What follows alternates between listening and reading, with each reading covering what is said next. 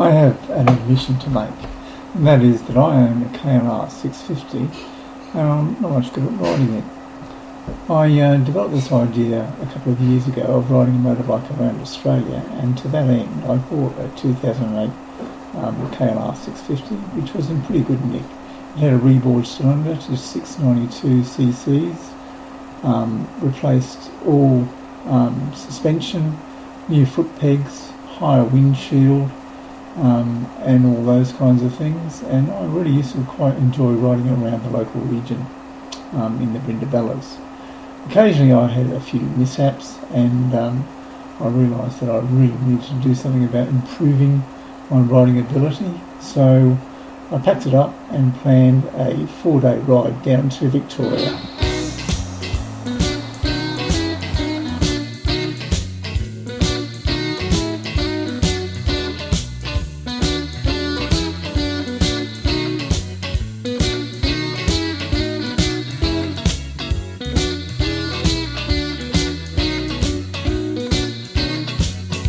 Let your hair down, baby. Let's have a night ball. Let your hair down, baby. Let's have a night ball. If you don't let your hair down, woman, we can't have no fun at all.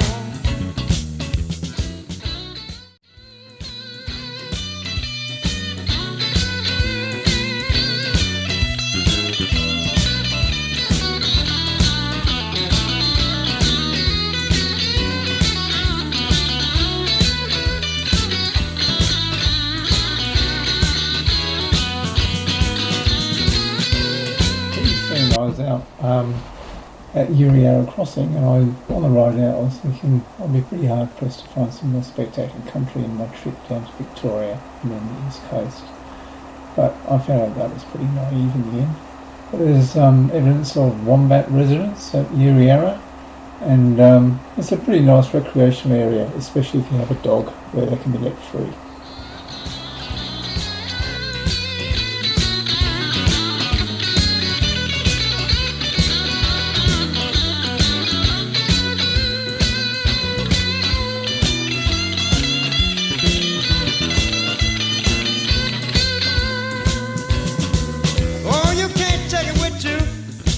That's one thing for sure. Oh, you can't take it with you. That's one thing for sure. There ain't nothing in the world that a T-bone shovel won't cure.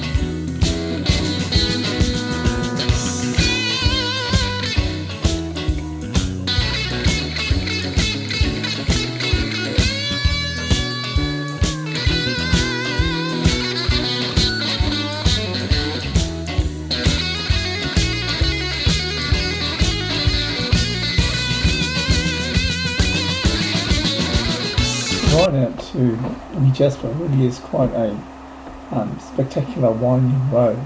At one stage I stopped to take a few photos, and I had around about 4 of the local country people stop and ask me if I was okay. They thought I might be in some kind of trouble. There's something different about country people.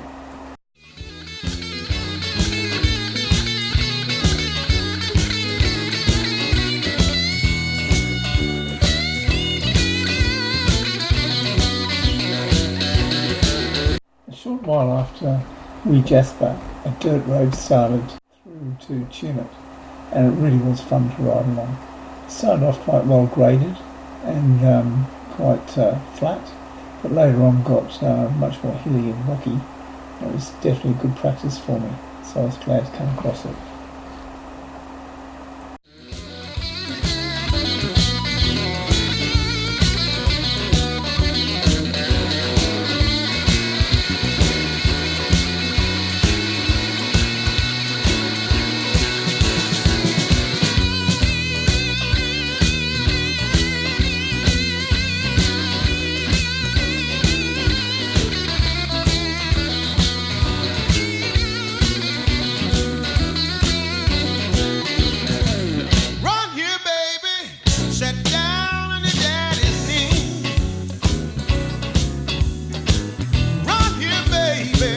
get down on your daddy's knee. I've got something pretty, baby. Something is ailing me.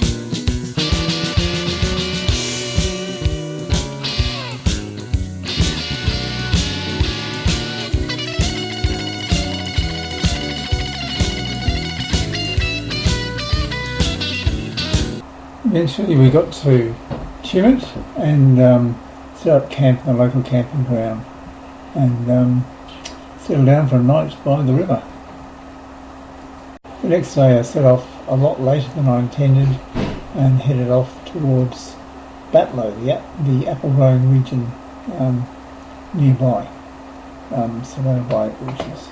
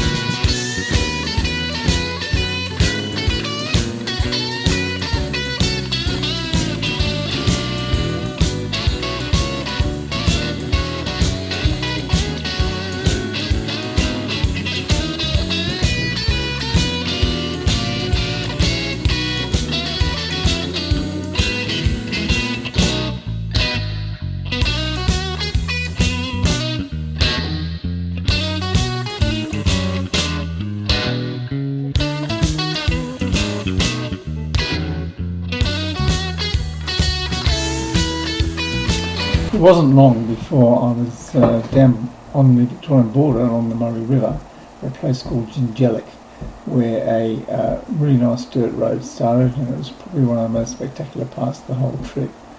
It was really picturesque and really nice surface. I had to watch out for a few four-wheel drives speeding along, and there was even a couple of delivery vans as well. So the surface was really good, and even though a little loose in parts and varied a bit, but it was a really nice time of day, a really nice bit of the ride.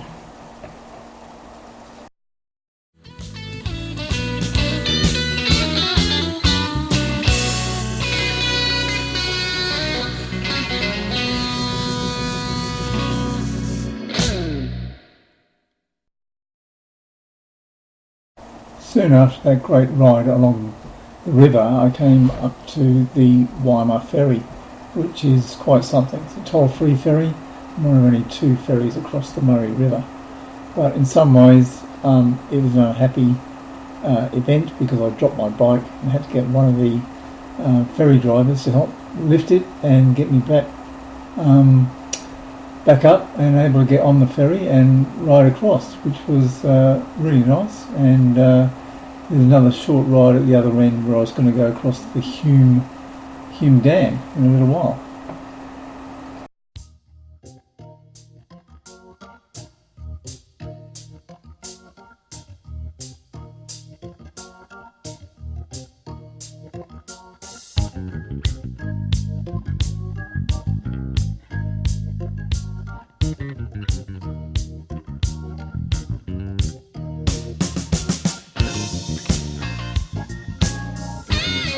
After finding out that the Hume Dam was closed to all but pedestrians and cyclists, I had to take a diversion through Wodonga.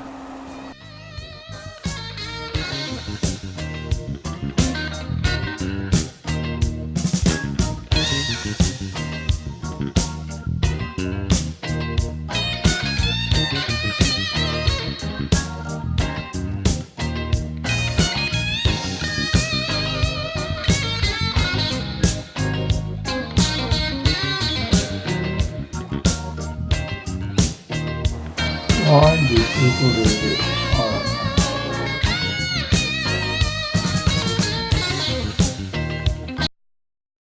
After a bit more of a while, I found myself seeing how fast I could go and figured that I must be getting a bit fatigued.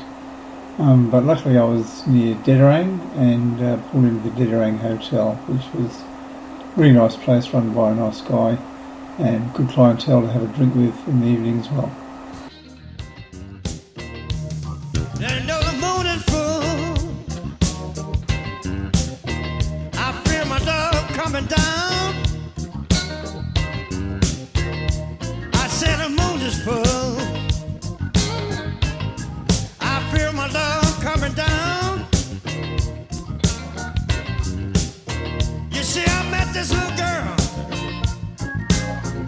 I don't think I want to leave this town.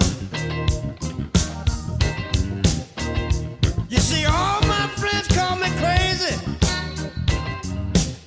but they just don't know how I feel inside. Not long after passing through Canberra, you can take a turn to a place called Canberra and ride along the Alpine way through the snowy mountains hydro skiing, which is really interesting and rightly considered one of the 7 engineering wonders of the world.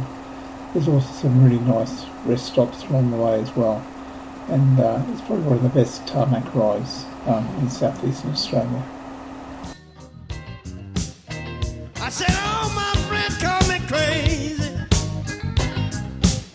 They just don't know how I feel inside.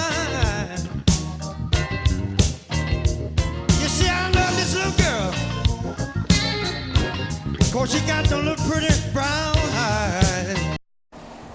Whilst getting a bit over-relaxed on this very nice Alpine way, I went around a sharp, steep corner in 3rd gear when I should have been 2nd, stalled the bike and dropped it.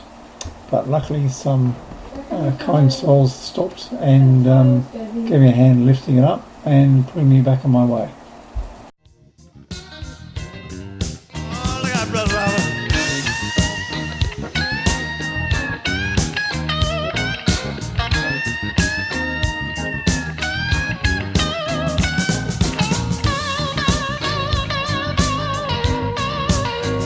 I stopped overnight in Canberra, stayed in a pub and parked my bike in a little kind of beer courtyard garden place, and then set off the next morning over Brown Mountain towards the coast, where it would start tipping down once I hit Narooma, and it really poured.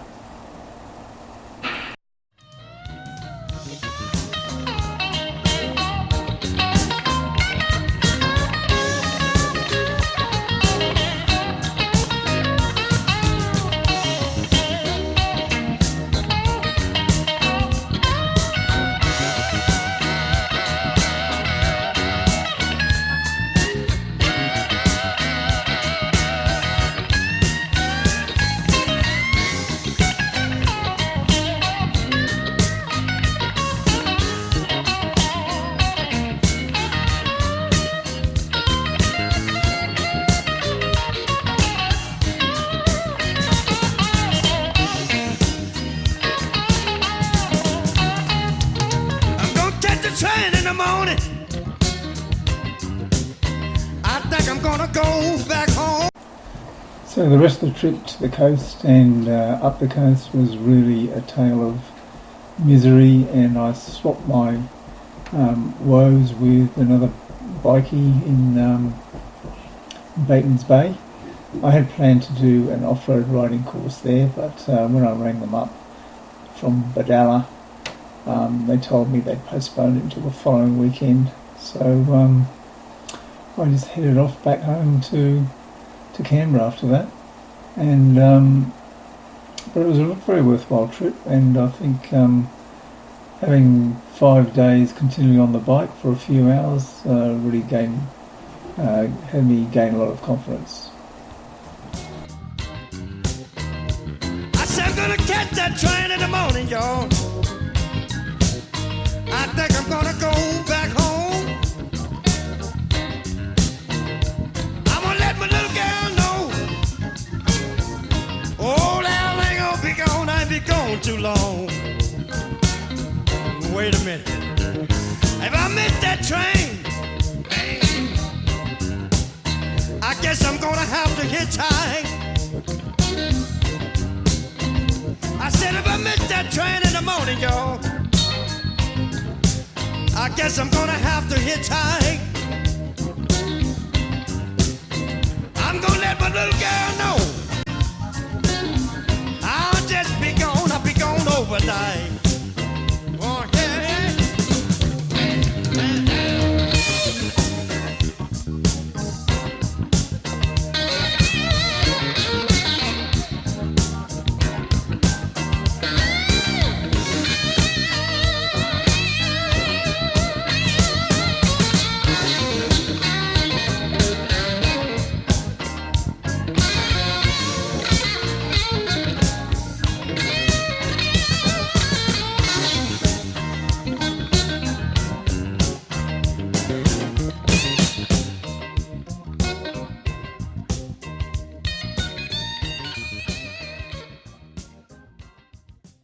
The trip ended up being about 1,145 kilometres long, but only around about 130 or so of that would have been on dirt.